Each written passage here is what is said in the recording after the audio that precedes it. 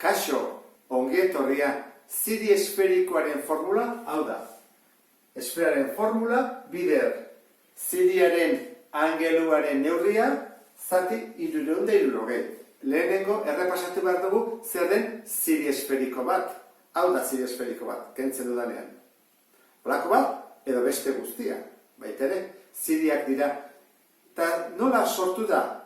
Zentrotik pasatzen diran bi plano ebakitzaileek mugatzen duten esfera zatia da.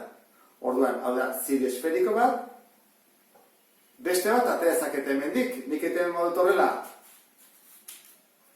Eta gero, zentrora joaten banez horrela,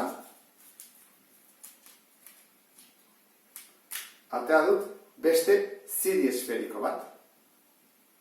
Orduan hori oso kalkulatzen da, esan behar digute bi datu. Erradioa zenbatekoa den, eta guk hartzen dugun angelua zenbatekoa den. Adibidez, esaten badigute honek 40 gradu ditula, ikusten duzun bezala, 40 gradu, zer egingo genuke? Jarriko genuke. V berdin, lau bider, pi bider, erradioa behar dugu baita ere, lau, berriru, zatiru. Eta gero, hori da esfera guztiarena, esan digute 40 gradu ditula, zati 360 gradu. Horan, hau zer bada? Kalkuladorekin kalkulatuta, 278,08 bider, eta orain bat dugu,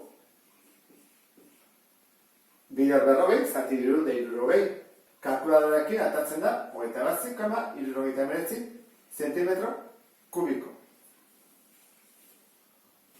Orduan, ziri esferikoa kalkulatzeko momentuan, jakin beharko duzute esferaren formula, bider ere zati 360. Eta honekin ulertu duzulakoan, beste bat arte, agur!